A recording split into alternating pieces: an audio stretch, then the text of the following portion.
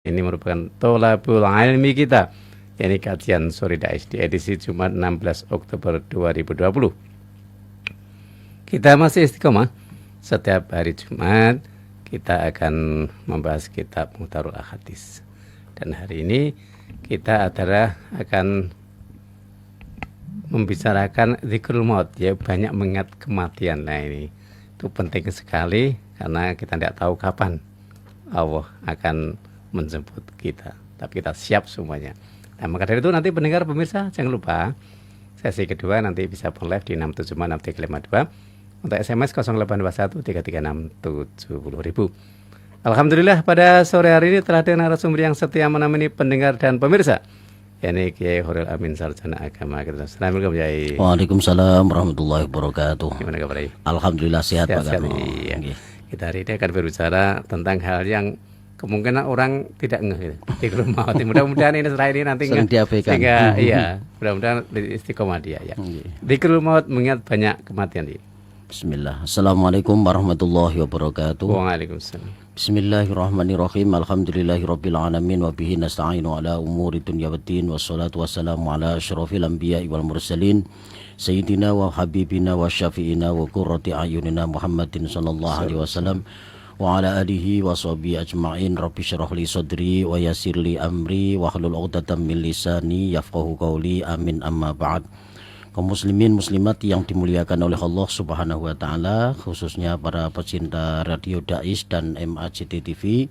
Syukur alhamdulillah sore ini kita kembali dipertemukan oleh Allah Subhanahu wa taala dalam kajian sore.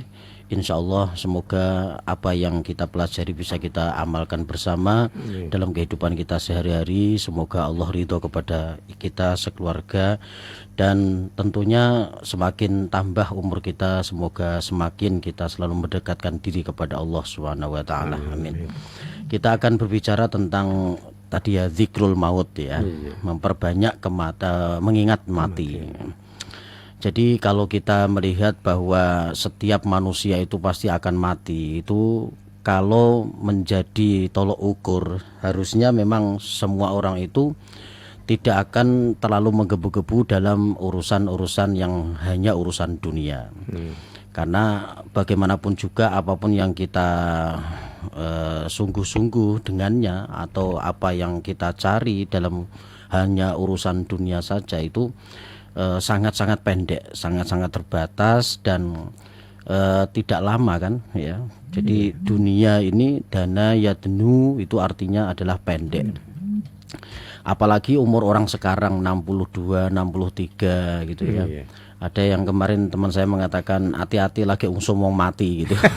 Dari dulu sebetulnya banyak orang yang tiap hari ya mati. Tapi memang tahun ini sepertinya amul khuzni ya. Amul khuzni itu ya tahun duka cita, karena banyak ulama-ulama kita yang kabundut Pak Karno. Betul. Jadi kemarin juga kita baru ditinggal oleh Habib Abdurrahman Semit ya. Sebelumnya ada bagi Ahmad Naqib Nur, dan masih banyak lagi ya. Kita doakan semoga nanti kedepannya juga ada generasi penerus ya. Karena Allah mencabut ilmu ulama-ulama itu ya, mewafatkan beliau-beliau ini ya, bukan semata-mata langsung kemudian ilmunya dihilangkan, tapi diwafatkan ulama-ulama ini sehingga akhirnya ilmu ini semakin berkurang ya. Tapi insya Allah ya, dengan semangat yang tinggi anak-anak didik kita terus ya, kita semangat untuk mendidiknya, sehingga nanti juga akan ada pengganti pada periode yang akan datang, walaupun levelnya tidak seperti ulama-ulama timur dulu, tapi insya Allah nanti malah justru lebih milenial gitu ya, karena zamannya sudah zaman digital gitu ya, seperti itu. Kita hari ini akan berbicara tentang masalah banyak mengingat mati ya. Rasulullah Shallallahu Alaihi Wasallam bersabda, aksiru dzikrul maut fa innahu yumakhisud dunub wa yuzahidu fid dunya fa ing dzakartumuh indal ghina hadamahu wa ing dzakartumuh indal faqri ardakum bi aisyikum. Rawahu Ibnu Abi Dunya an Anas. Perbanyaklah mengingat mati, Karena sesungguhnya mengingat mati itu dapat membersihkan dosa-dosa dan dapat menanamkan rasa zuhud terhadap perkara duniawi. Apabila kalian mengingatnya di saat kaya, niscaya mengingat mati dapat meruntuhkannya. Dan apabila kalian mengingatnya di saat miskin, niscaya hal ini akan membuatmu rela dengan keadaan penghidupanmu. Jadi zikrul maut, mengingat kematian, mau tidak mau kita ini semua juga akan merasakan yang namanya mati. Al mautu babun fakullu nasi dakhiluh. Setiap manusia akan masuk dalam pintu, yaitu kematian. Ya, kalau mau masuk surga ya memang harus melalui pintu kematian dulu. Ya, siapapun seperti itu, sehingga sebetulnya tidak perlu ditakutkan, tapi justru dipersiapkan. Ya. Nah, kenapa Rasulullah itu selalu memerintahkan untuk memperbanyak mengingat mati? Ya, karena supaya kita itu sudah mempersiapkan diri atas ajal kita masing-masing. Siapapun kita akan menjemput ajal kita, di mana, kapan kita akan menjemputnya. Ya. Dulu sering saya sampaikan orang hidup itu seperti gelar tikar. Ya. Layar ceprot itu gelar tikar. Ketika sudah digelar, kita gulung kembali dari gulungan pertama, kedua, ketiga, terus kita gulung sampai gulungannya habis, terus disender ke meneh. Itulah hidup kita. Ya, mulai dari bayi, kemudian bisa merangkak, kemudian bisa berjalan, kemudian sekolah, kuliah, bekerja, menikah, berumah tangga, terus gitu ya. Nah, itu ibaratnya gulung tikar yang tadi itu digelar, ya, sampai selesai. Kemudian Allah katakan cukup. Kalau sudah Allah katakan cukup, saatnya engkau kembali, itu gulungannya sudah selesai. Maka upayakan gulungan-gulungan itu gulungan yang rapi, gulungan-gulungan yang indah, yang dipuji oleh yang punya tikar itu tadi, yaitu Allah Subhanahu wa taala. Kita harus membayangkan begini ya, saya ibaratkan begini. Kalau ada ayat itu yang menyampaikan bahwa orang mati itu semua ingin hidup kembali, Pak Karno, walau sebentar, laula akhortani ila ajalin qarib. Semua orang mati itu ingin hidup lagi, itu kepengin dandani hidupnya, kepengin dandani hidupnya yang masih kurang sempurna, masih kurang berbuat baik, masih kurang sedekahnya. Bayangkan semua orang mati itu kepengin hidup, cuman kepengin fa'as sodaqah wa akum minas sholihin. Nah, sekarang ini bayangkan sekarang kita masih hidup, kita masih bisa berbuat baik. Ya, bayangkan orang-orang yang mati saja mau hidup kembali, kepengin dandani uripe. Nah, sekarang ini saatnya di mana masih ada kemungkinan kita dandani. Ternyata mereka kan tidak bisa bangun lagi, tidak bisa hidup lagi, tidak bisa dandani lagi. Nah, mumpung ketika kita sekarang ini sedang bisa dandani, ya dandani dari sekarang. Ya, rubahlah hidup kita yang kurang baik menjadi baik. Ya, yang masih malas-malasan ya supaya tambah tekun ibadahnya, itu nanti menjadi semangat kita. Ya, dulu itu orang-orang kuno itu kalau muhasabah itu luar biasa. Di belakang rumah itu sampai digali tanahnya itu untuk seperti untuk ngubur orang itu ya.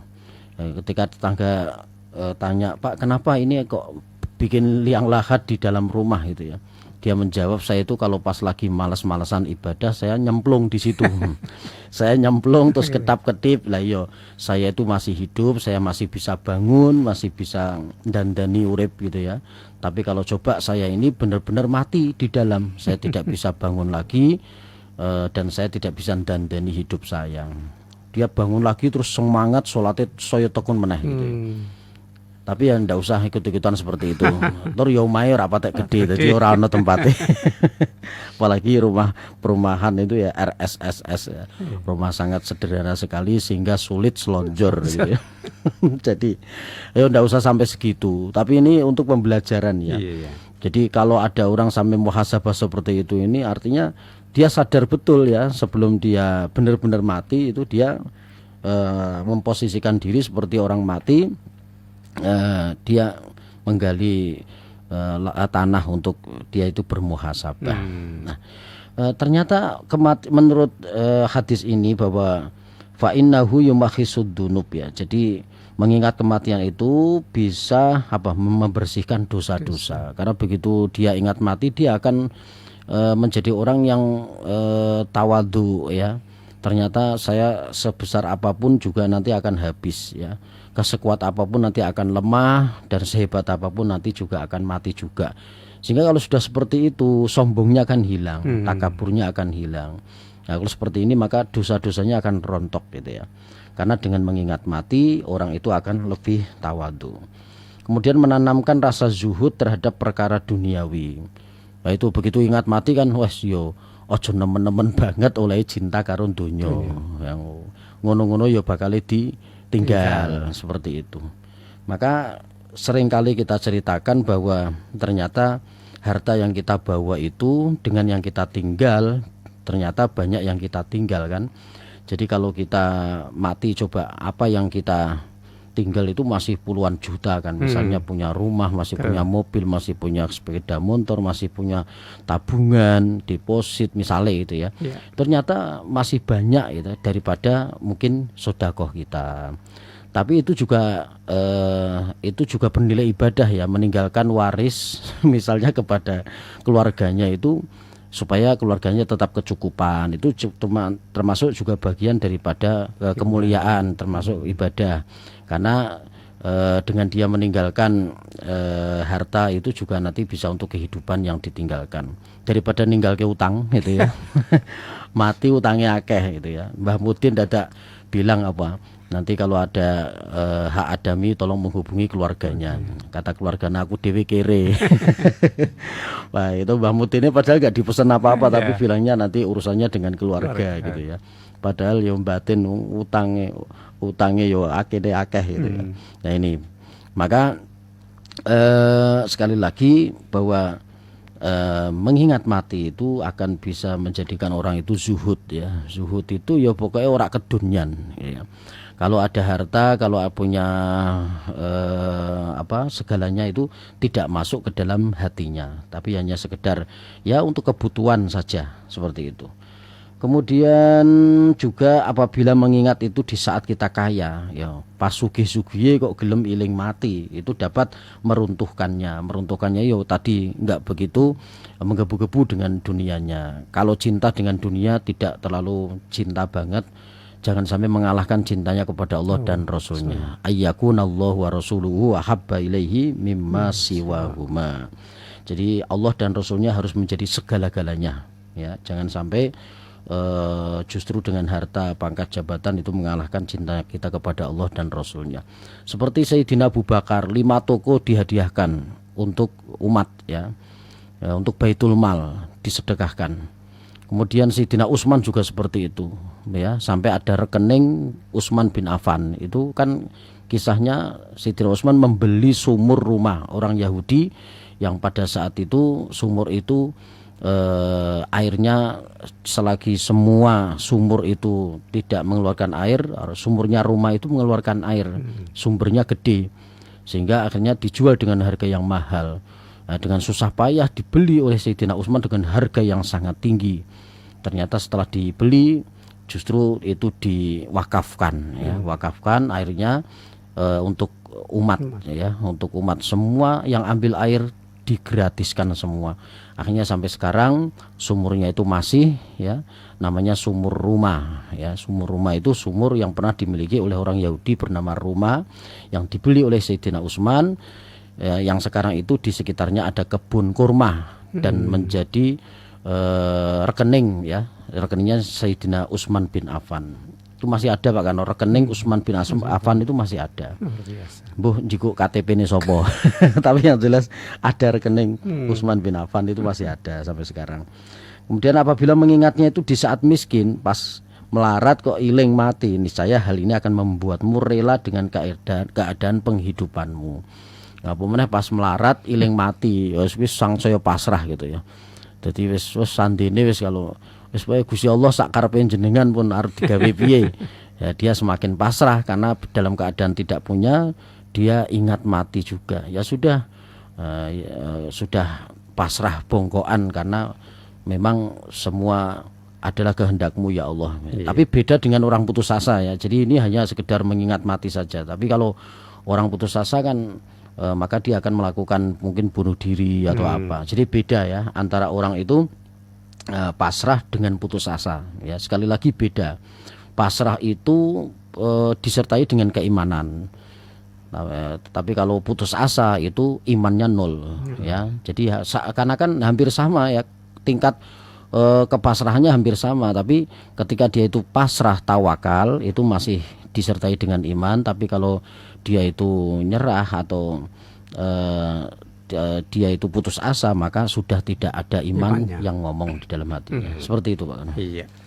Kita lihat sebentar. Yang pertama, mengingat mati itu artinya apa ya? Karena kan orang bilang, alah kerja bareng kok mati. Itu kan boleh mengingat mati itu juga. Iya. Terus gimana menurut agama kita itu yang betul mengingat mati? Iya.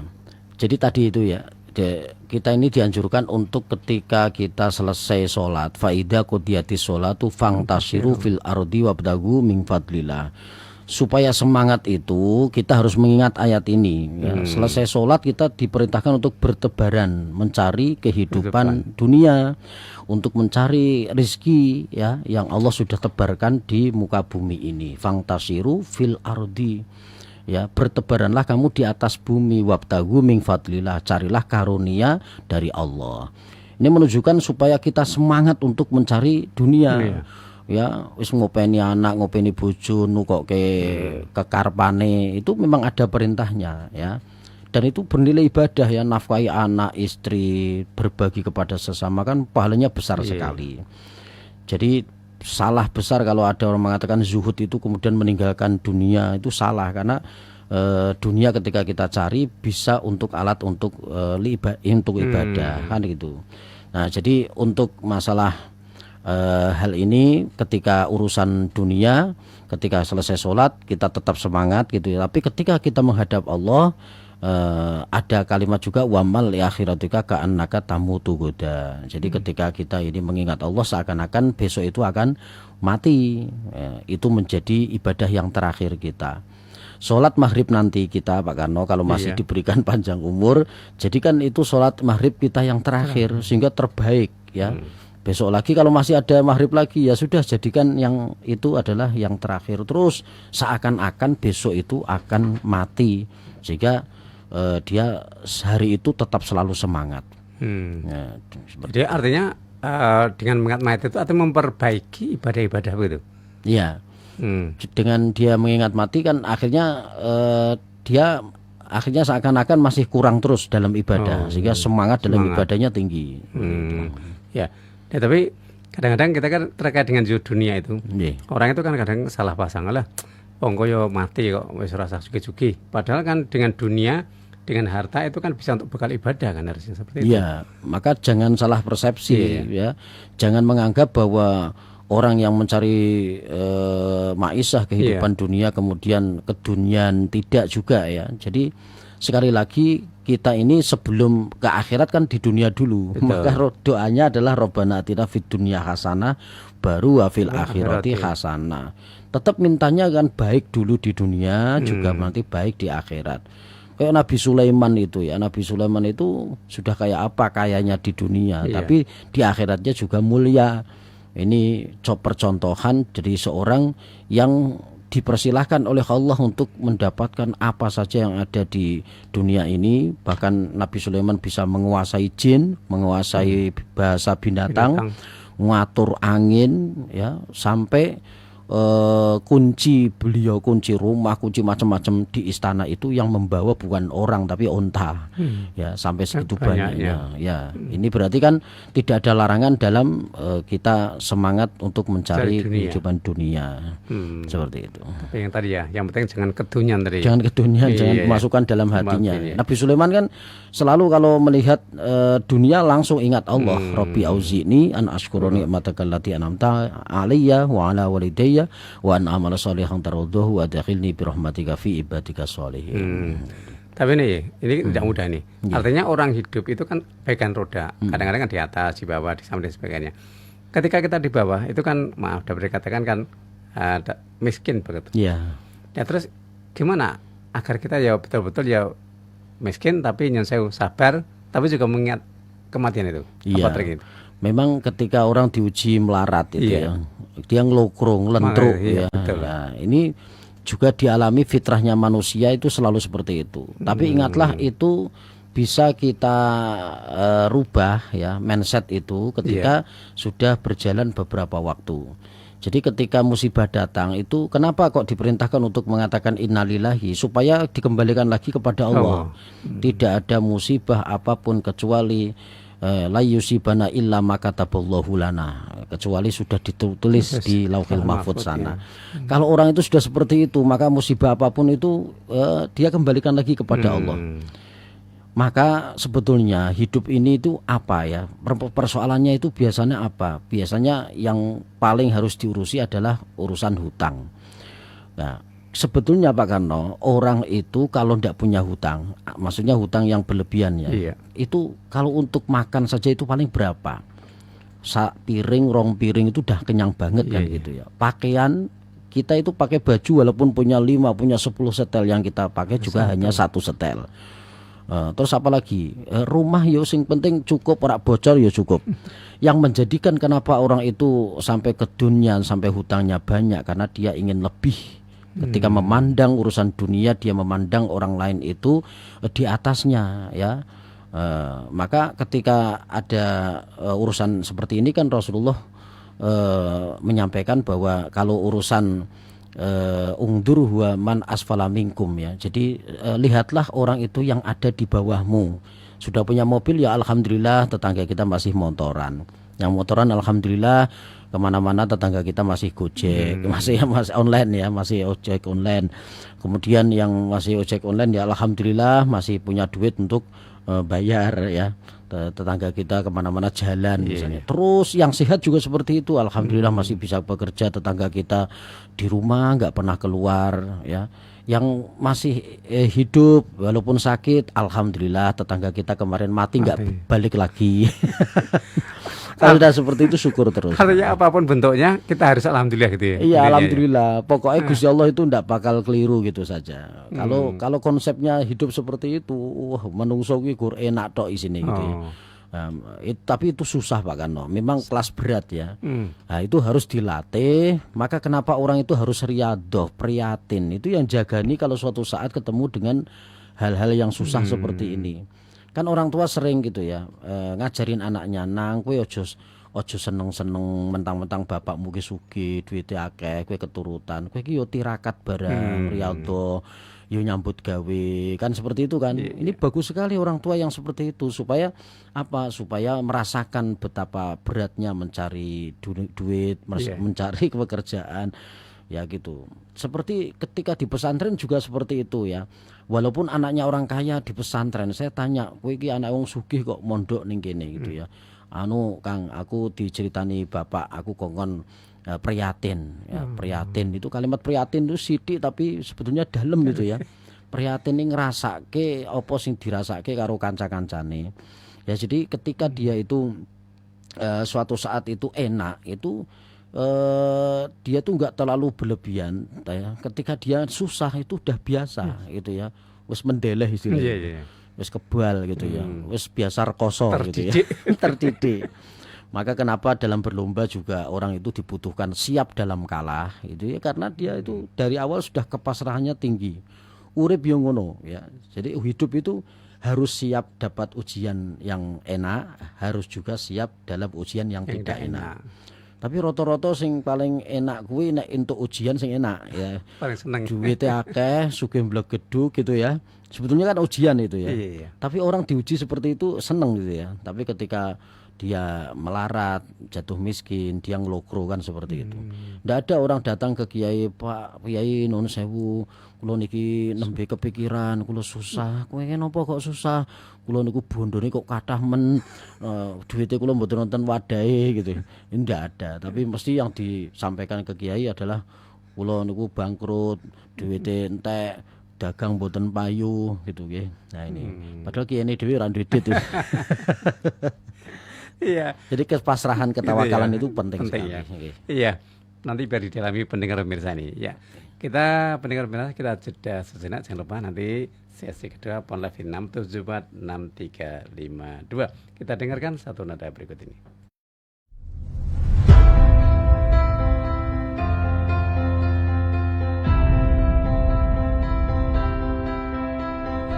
Masjid Agung Jawa Tengah kini hadir dengan berbagai pelayanan dan fasilitas yang membanggakan. Berdiri di pusat bumi Jawa Tengah, masjid ini semakin kokoh menciarkan ajaran agama Islam, tidak hanya di kancah lokal dan nasional, tapi juga internasional.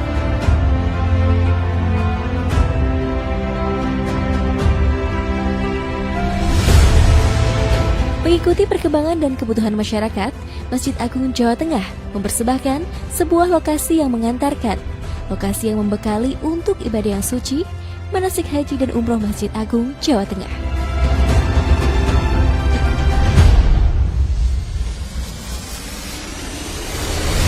Dilengkapi replika bangunan Ka'bah, Bukit Safa dan Marwah, beserta area manasik yang luas, maka lokasi ini tepat untuk menjadi pilihan Anda melakukan proses manasik sebelum melaksanakan ibadah yang suci. Dengan 2 pintu gerbang utama, sistem keamanan yang sudah modern, area parkir yang luas semakin memudahkan Anda dalam beribadah maupun kenyamanan dan keamanan selama proses manasik berlangsung.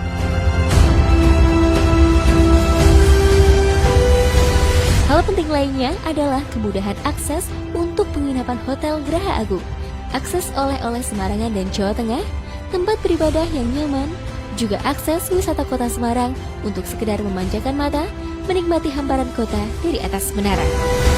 Tentunya, ini semua demi pelayanan yang mengedepankan kepuasan Anda sebagai pelanggan.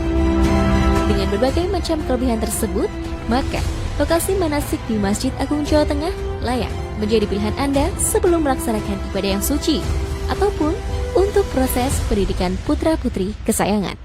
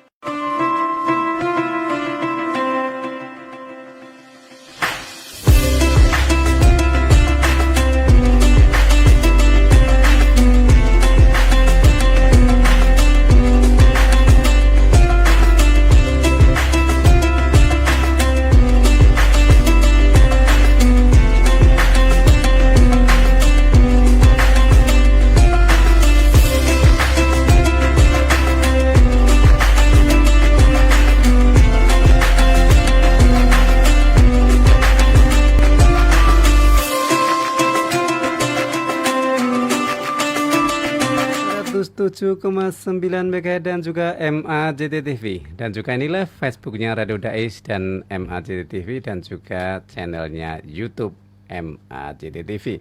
Monggo ditonton di sana. Ya, sekarang waktunya pendengar pemirsa monggo yang mau phone live, kemudian ada saran, ada masukan, ada usul, ada pertanyaan, monggo 6746352. Kita buka yang phone live dulu.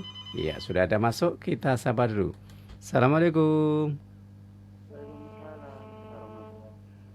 Ji, kok sekali Pak Heru?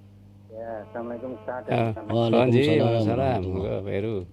Yang disampaikan oleh Ustaz tadi tentang kematian, juga tentang rezeki. Pertama yang saya tanyakan, apakah orang meninggal dunia itu katanya rohnya sudah kembali pada Allah. Yang dipertanyakan untuk bertanggung jawabkan di alam kubur itu korinya atau nyawanya atau apanya, katanya rohnya sudah kembali pada Allah. Apakah yang menyebabkan banyak dosa korinya, nyawanya? Apakah perbedaan nyawa dan roh itu apa sama? Itu yang pertama. Yang kedua, dalam Al-Quran tertulis Bismillahirrahmanirrahim wa mayyatika lahu yajalahu mahroja wa yarzuqu min haitsu la yahtasib. Barang siapa yang bertakwa pada Allah akan diberi kemudahan jalan keluar dan rezeki yang tak terduga, yang tak tersangka-sangka. Ini isi rezeki yang tak terduga, yang tak tersangka-sangka, apakah dia dalam takwanya itu hanya sholat, puasa, zikir, sholat sunnah, wirid dan lain-lainnya, itukah apakah diberi seperti itu? Bagaimana yang dimaksud dengan rezeki tak terduga, yang tersangka-sangka? Itu kan mungkin ya ajaib mungkin. Itu gimana penjelasan dari rezeki yang tak terduga, tak tersangka-sangka? Apakah manusia harus kerja? Apa Allah memberikan keistimewaan? Itu yang kedua. Tapi kan menyampaikan bahwa semuanya itu setiap kesulitan ada kemudahan. Bagaimana orang miskin kekurangan? Tapi apakah nanti ada Allah membalikan di balik itu ada kebahagiaan kemiskinan yang akan disebut? Ini bagaimana apa kemiskinan itu salah manusianya sendiri? Terima kasih Ustaz. Assalamualaikum warahmatullahi wabarakatuh. Waalaikumsalam warahmatullahi wabarakatuh. Ya, ini teleponnya kemana kan? Ya, yang pertama, orang yang meninggal dunia itu yang dipertanyakan apanya? Apa korenya atau nyawanya atau yang roh? Jadi kalau korin ini tidak akan pernah mati ya. Jadi korin ini adalah jin yang menyertai dia itu. Jadi walaupun dia sudah mati itu korinnya masih ya. Tapi ketika di alam kubur itu ya rohnya yang ditanya ya, yang rohnya aslinya roh itu ya. Dan tentang roh ini Allah sampaikan dalam Al-Quran, yas'alunaka 'anir ruh. Mereka bertanya kepadamu wahai Muhammad tentang ruh. Kulir ruhu min amri rabbi. Ya, katakan bahwa roh itu adalah urusanku. Wa ma utitu minal ilmi illa qalila. Dan kalian tidak aku beri ilmu kecuali hanya sedikit saja.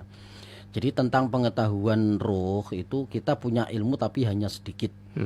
Yaitu roh itu adalah satu ciptaan Allah gitu ya, yang kemudian disambungkan dengan jasad. Maka kemudian menjadi hidup. Nah, itu roh itu termasuk juga ciptaan Allah gitu ya, roh. Dan roh ini juga tidak akan pernah mati selama-lamanya. Maka orang yang sudah mati itu ketika mendapatkan nikmat dia merasakan nikmat, ketika dia mendapatkan azab dia merasa pedihnya azab. Walaupun jasadnya itu biasa, tapi rohnya itu akan sakit ketika disiksa, kan seperti itu. Ya, jasadnya memang masih utuh, tapi sebetulnya rohnya itu ketika disiksa oleh malaikat itu merasakan sakit seperti itu. Jadi misalnya Sayyidina Abu Bakar dengan Rasulullah ketika jalan-jalan ya, kemudian bertemu dengan dua kuburan yang mayatnya itu sedang disiksa kan, yang satu karena namimah adu domba, yang satu karena kencingnya tidak tuntas. Ya, ketika diletakkan pelepah kurma di atas kuburannya, maka Sayyidina Abu Bakar bertanya, "Madza taf'al ya Rasulullah?" Apa yang kau lakukan? Maka Rasulullah menjawab, selagi pelepah kurma ini masih basah, maka malaikat akan meringankan ya siksa untuk dua orang ini yang sedang disiksa. Nah, ini kalau diduduk itu mungkin juga jasadnya masih biasa saja, mungkin atau memang kalau sudah jadi tulang karena lama kan. Tapi yang merasakan nikmat dan susahnya azab itu adalah ruhnya, bukan jasadnya, seperti itu. Iya. Yang kedua, rezeki yang tak terduga maksudnya apa itu? Ya, wa may yattaqillaha yaj'al lahu makhraja wa yarzuqhu min haitsu la yahtasib, ya. Jadi ini ayat-ayat sangat populer. Ini namanya ayat 1000 dinar, Pak Kano. Jadi kalau ada orang ayat 1000 dinar itu apa, kan pernah mendengar itu ya. Inilah ayatnya, yaitu ayat tentang rizki.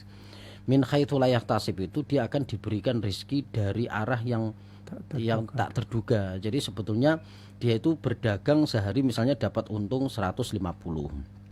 Tapi min haitsu la yahtasib kemudian dapat gangdo.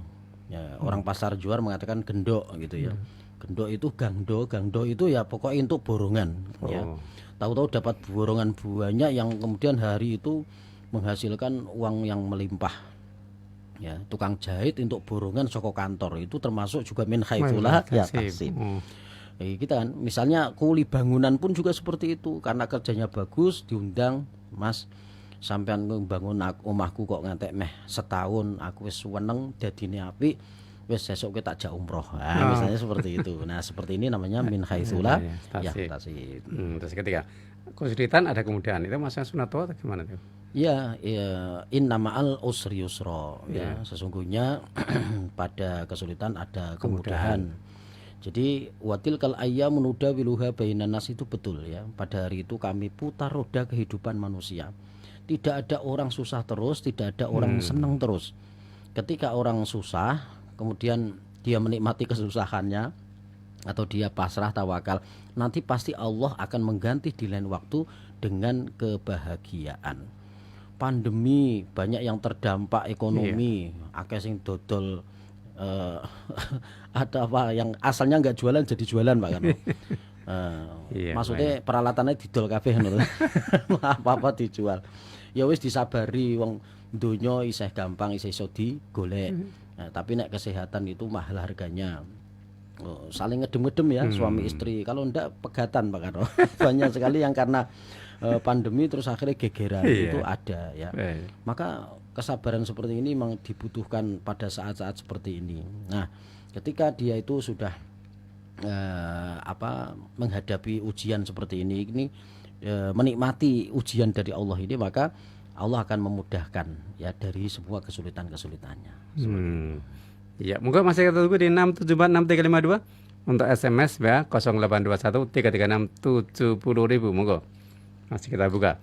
Ya, dari Kang Anwar.